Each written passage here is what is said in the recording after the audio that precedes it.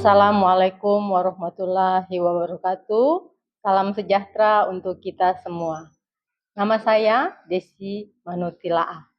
Saya adalah dosen mata kuliah Agama Kristen pada program studi D4 Administrasi Bisnis Terapan, jurusan Administrasi Niaga Politeknik Negeri Ambon. Latar belakang pendidikan saya adalah pendidikan agama Kristen. Pada kesempatan ini, saya akan memaparkan pernyataan diri dosen untuk kegiatan unjuk kerja Tridharma Perguruan Tinggi bidang pengajaran khususnya mata kuliah agama. Mata kuliah ini diberikan pada semester ganjil dengan bobot 2 SKS. Tujuan utamanya adalah untuk membekali mahasiswa dengan nilai-nilai dasar kekristenan sebagai pusat kehidupan yang majemuk dan membangun kehidupan yang rukun berdasarkan kasih Kristus. Mata kuliah ini dirancang untuk membekali mahasiswa dengan pengetahuan dan keimanan yang dapat diaplikasikan dalam semua bidang kehidupan. Sebagai mata kuliah berbobot 2 SKS yang diajarkan pada semester 1, mata kuliah agama bertujuan agar mahasiswa tidak hanya memahami teori tentang nilai-nilai kekristenan, tapi juga dapat mengaplikasikannya dalam kehidupan, terutama di lapangan pekerjaan. Capaian pembelajaran mata kuliah ini mencakup 3 aspek utama, yakni yang pertama, mahasiswa mampu memahami konsep agama dan ketuhanan dalam kekristenan. Kedua, mahasiswa mampu menerapkan keimanan dalam kehidupan sehari-hari. Dan ketiga, mahasiswa mampu menganalisis keanekaragaman dan mampu menganalisis hukum dalam iman Kristen. Metode pembelajaran yang kami gunakan meliputi ceramah, diskusi kelas, dan tanya jawab. Dengan pendekatan ini, kami ingin menciptakan suasana belajar yang interaktif, aplikatif, serta mendorong mahasiswa berpikir kritis dan kreatif. Adapun materi yang merupakan bahan kajian antara lain dampak positif dan negatif ilmu pengetahuan dan teknologi terhadap iman Kristen serta sikap Kristen terhadap teknologi. Kemampuan akhir yang diharapkan mata kuliah ini adalah yang pertama, mahasiswa mampu menjelaskan fungsi agama dan penyebarannya. Mahasiswa mampu menjelaskan dengan pemahaman sendiri ke konsep ketuhanan dalam kekristenan. Yang ketiga, mahasiswa mampu dengan kesadarannya menerima keberadaannya sebagai ciptaan yang mulia. Keempat, mahasiswa mampu menginternalisasi norma, etika, dan sikap tanggung jawab pada profesinya untuk hidup damai. Yang kelima, mahasiswa mampu mengembangkan ilmu pengetahuan dan teknologi dan menerapkannya untuk halayak ramai. Yang keenam, mahasiswa mampu menganalisis sistem politik dan mampu mengambil keputusan yang baik dan berguna tanpa berat sebelah. Yang ketujuh, mahasiswa mampu menghargai keanekaragaman budaya, suku, ras, agama, dan kepercayaan antar golongan dan menghayati nilai budaya diantaranya bela gandong. Dan yang terakhir, kedelapan, mahasiswa mampu menjelaskan dengan pandangan sendiri tentang politik dan keterlibatan orang Kristen dalam berpolitik. Proses pembelajaran dilakukan tatap muka selama 16 kali pertemuan, termasuk ujian tengah semester pada minggu ke-8 dan ujian akhir semester pada minggu ke-16. Strategi yang digunakan mencakup diskusi, tanya jawab, serta mendengarkan dan memberikan umpan balik. Pencapaian penilaian dalam mata kuliah ini didasarkan pada kehadiran 10%, tugas 20%, praktek 15%, UTS 25%, dan UAS 30%. Untuk kegiatan micro teaching, materi yang saya sampaikan adalah tentang perkembangan ilmu pengetahuan dan teknologi serta penerapannya ditinjau dari sudut pandang iman Kristen, di mana pokok bahasan atau materi pembelajarannya adalah iman dan ilmu pengetahuan teknologi serta sikap Kristen terhadap teknologi. Dalam pembelajaran ini, mahasiswa akan bekerja dalam kelompok kecil, mendengarkan, memberikan umpan balik, serta berdiskusi tentang penggunaan ilmu pengetahuan dan teknologi. Demikian penjelasan singkat saya mengenai pelaksanaan proses pembelajaran mata kuliah agama. Terima kasih atas perhatian Bapak Ibu Saudara-saudara. Wassalamualaikum warahmatullahi wabarakatuh. Salam sejahtera bagi kita semua. Selamat pagi. Baik, selamat pagi. Apa kabar? Sebelum kita mulai materi kita hari ini, Ibu akan mengambil absen dulu ya. Yunus Febi, Alfa tidak hadir. Levinus Kohirei, Leo Ubra, hadir Ibu. Marco Matruti, Hadir Ibu. Misye Kaneti, hadir Ibu. Nunu Ekokoli, Oktar Salano, Hadir Ibu. Petrus Balak, Alfa, Piet Matruti, Hadir Ibu. Rivaldo Husepuni, Saya Ibu. Robert Masela, Samuel Sabono, Semi Lopati. Ya, mengawali kelas kita, Ibu minta Misye untuk berdoa.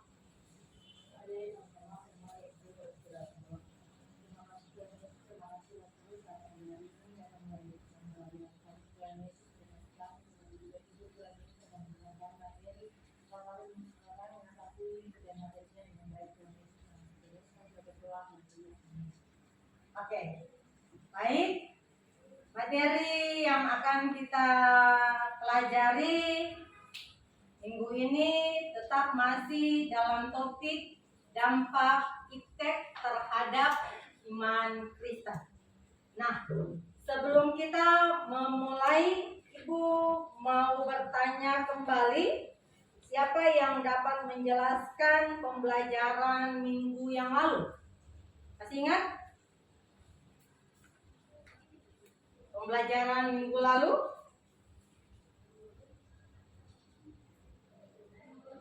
Ada yang bisa menjelaskan?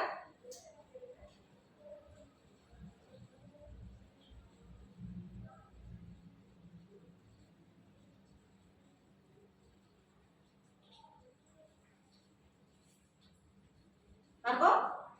Baik, terima kasih Bu.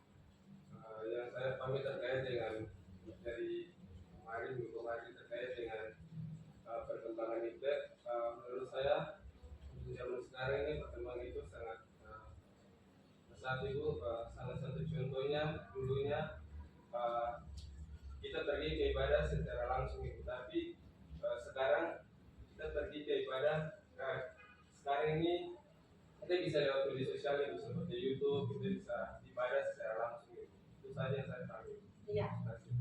Oke, mungkin ada yang mau menambahkan? Ya, Oke, silakan Leo. Ya, baik, terima kasih. Di sini saya akan menambahkan perkembangan iptek yang tadi teman saya Marco sudah menjawabnya. Di sini Tuhan menciptakan manusia pada zaman dulu dengan penuh keterbatasan. Oleh karena itu, dengan dunia berkembang, maka kecerdasan manusia, maka terciptalah teknologi. Dalam hal ini, contohnya teknologi internet. Ya, yang dimaksud dengan internet,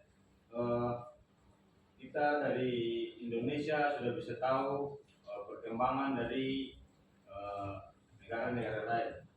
Yang sudah tentu, yang dulunya kita tidak tahu sama sekali, tapi dengan perkembangan internet itu kita sudah bisa tahu semuanya perkembangan di luar negeri. Terima kasih. Oke, jadi ini yang merupakan perkembangan ilmu pengetahuan dan teknologi, ya kan? Dulu kalau kita pergi beribadah, itu itu kita harus ada di dalam tempat ibadah. Nah, namun sekarang kita bisa beribadah lewat live streaming, kita bisa menonton lewat YouTube. Nah, begitu juga dengan kabar-kabar yang terjadi di luar negeri. Dulu mungkin kita belum bisa tahu, tetapi sekarang dengan adanya perkembangan ilmu pengetahuan dan teknologi, maka kita juga bisa tahu berita yang terjadi di Amerika, ya kan? Yang terjadi di Eropa. Nah, kita sudah bisa mengetahui dengan apa? Dengan kita membuka saja informasi yang ada di media sosial, ya kan? Oke. Pagi hari ini kita akan belajar, kita akan membahas tentang dampak dari ilmu pengetahuan dan teknologi itu. Nah, ilmu pengetahuan dan teknologi itu punya dampak. Ada dampak positif dan dampak negatifnya. Dampak positif dari iptek terhadap iman Kristen, yakni dalam penyebaran Injil itu sudah bisa digunakan internet, media sosial yang bisa memperluas jaringan, menjangkau orang-orang di mana saja. Jadi orang ibadah di Amerika, di luar negeri, di tempat yang lain, kita sudah bisa menyaksikan di tempat ini. Lewat apa? Lewat media sosial. Nah, kemudian dalam pencetakan Alkitab sekarang, dulu orang harus pakai yang bentuk fisik, ya kan? Tapi sekarang kita sudah bisa gunakan ada yang namanya Alkitab elektronik, ya kan? Nah, kita sudah bisa download di gadget atau handphone kita masing-masing. Lalu kita sudah bisa untuk membaca, kita sudah bisa untuk melihat bagaimana apa yang tertulis di dalamnya. Kemudian dalam penyebaran Injil sudah bisa live streaming. Nah, orang live streaming, sekarang ini banyak sekali orang yang melakukan live streaming, ya kan? Nah, sehingga ini merupakan dampak positif dari perkembangan ilmu pengetahuan dan teknologi terhadap penyebaran Injil. Selain itu, ada dampak positifnya terhadap pelayanan sosial, yakni dalam teknologi medis, ya kan? Nah, dulu orang kalau sakit, orang tua-tua dulu kalau sakit biasa mungkin cuman dengan pengobatan seadanya, ya kan? Tetapi sekarang zaman sudah canggih. Dengan apalagi sekarang teknologi AI itu berkembang. Nah, orang kalau operasi, kalau di dokter bisa dibelah, harus ada tanda bekas pada tubuh kita manusia. Tetapi dengan teknologi AI itu operasi itu tidak ada bekas pada tubuh manusia. Nah, ini perkembangan ilmu pengetahuan dan teknologi yang terjadi dalam bidang apa? Dalam bidang medis. Nah, selain itu juga ya banyak sekali platform digital untuk penggalangan dana, untuk pembangunan rumah ibadah. Itu kalau biasa orang datang dari satu pintu ke pintu yang lain, tetapi sekarang lewat media sosial itu sudah bisa ya setiap penggalangan dana dilakukan. Kemudian ada juga studi Alkitab,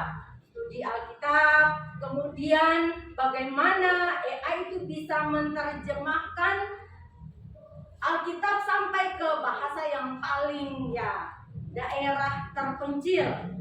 Selanjutnya ada persekutuan global. Jadi lewat live streaming, Zoom, kita sudah bisa beribadah dari satu daerah dengan daerah yang lain dengan menggunakan perkembangan ilmu pengetahuan dan teknologi. Oke, sampai di situ dari dampak positif ada tanggapan, ada pertanyaan yang mau disampaikan? Ya, kalau tidak ada, Ibu lanjut. Nah, selain dampak positif, ada juga dampak negatif. Dari dampak negatif ini yang banyak sekali terjadi perkembangan iptek terhadap iman Kristen. Yang pertama, ada sekularisme dan materialisme. Nah, kemudian ada keterasingan spiritual, lalu ada degradasi moral di kita. Nah, ini yang sering terjadi, apalagi di kalangan anak muda, ya. Ada pornografi, ada yang terjadi penyebaran hoax, ya toh. Kemudian ada konten-konten negatif yang sering kalian mungkin bisa lihat di media sosial. Siapa yang pernah mengalami mungkin mendapat konten negatif di media sosialnya? Ada? Ada, iya, pasti ya, iya kan? Nah, itu yang terjadi, yang mengancam moral manusia, tidak terlepas juga orang Kristen. Kemudian ada juga tantangan etika baru. Nah, kemudian relativisme kebenaran. Hal ini paling membuat dampak negatif terhadap iman Kristen, karena konsep yang benar ini yang akan mengaburkan Injil, penyebaran Injil bagi manusia. Dan dampak negatif ilmu pengetahuan dan teknologi terhadap iman Kristen yaitu pergeseran otoritas. Kenapa? Karena pada dasarnya manusia ini kan karena mengalami perkembangan ilmu pengetahuan dan teknologi yang dulu orang belum tahu apa-apa. Pada akhirnya sekarang semua informasi itu sudah terbuka bagi setiap kita. Oke, sebelum Ibu lanjut, mungkin ada yang mau menanggapi, ada yang mau, silakan, Michelle. Oke, mau bertanya, silakan. Jelaskan dua dampak negatif dari penyebaran hoax terhadap kehidupan komunitas mahasiswa Kristen sekarang. Ya, dampak negatif dari penyebaran hoax. Nah, seperti yang tadi, ya kan? Ini merupakan dampak dari perkembangan ilmu pengetahuan dan teknologi. Nah, ada yang mau menanggapi dampak negatif dari penyebaran hoax? Kira-kira apa? Jadi, dalam penyebaran hoax ini menyebarkan fitnah, kebencian. Kita tidak suka dengan seseorang, kita pakai media sosial untuk menyebarkan berita bohong, berita yang tidak benar. Nah, hal ini baik tidak? Baik tidak? Ada yang pernah menyebarkan hoax untuk temannya? Ada tidak? Jangan sampai ya. Ya, sebagai orang Kristen, anak-anak muda Kristen, jangan sampai kita melakukan hal yang negatif, karena itu akan merusak kepribadian citra kita sebagai anak muda Kristen, ya toh? Ya, jangan sampai, karena penyebaran hoax ini menyebarkan sesuatu yang tidak benar, bohong. Sehingga ini akan menimbulkan kebencian.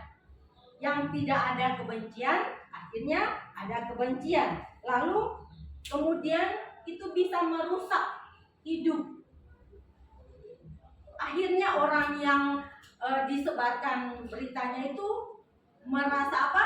Merasa tertekan, dia mungkin stres, dia mungkin bisa dari penyebaran hoax orang bisa mengalami hal-hal yang tidak diinginkan. Orang bisa bunuh diri dan sebagainya.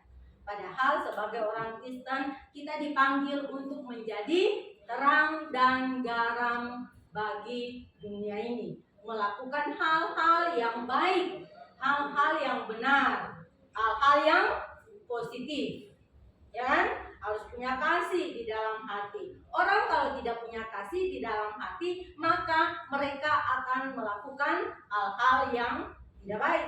Contohnya seperti penyebaran hoax, karena ada kebencian. Oke, ada pertanyaan lagi?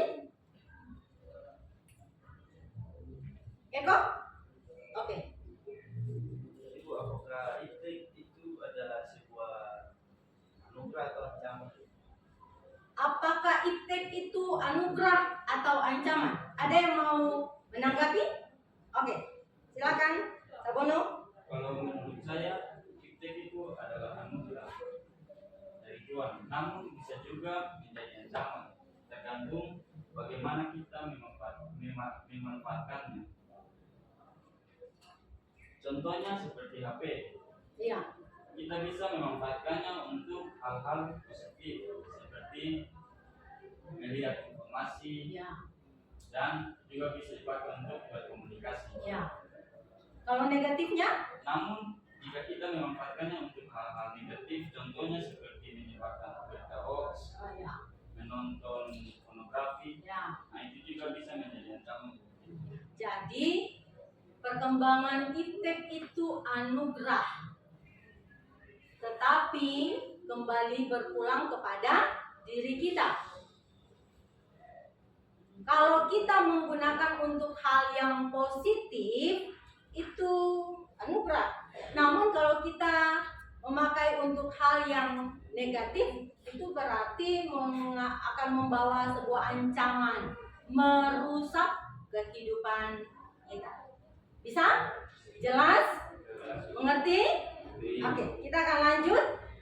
Nah, ini merupakan respon bagaimana sikap orang Kristen terhadap perkembangan ilmu pengetahuan dan teknologi. Dalam Amsal 1 ayatnya yang ke-7 dikatakan takut akan Tuhan itu permulaan pengetahuan. Hal ini merupakan fondasi dari segala ilmu pengetahuan.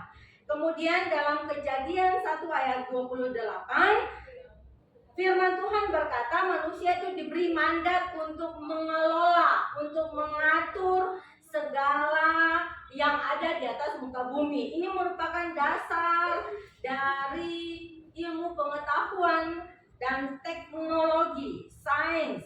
Nah, kemudian di dalam Roma 12 ayat 2 dikatakan jangan serupa dengan dunia ini. Nah, sehingga bagaimana kita bisa menjaga kehidupan kita sebagai orang Kristen, anak-anak Kristen, generasi muda yang tidak terpengaruh sekalipun ada penyebaran hoax, ada berita-berita yang buruk, ya, kemudian ada banyak sekali pornografi dalam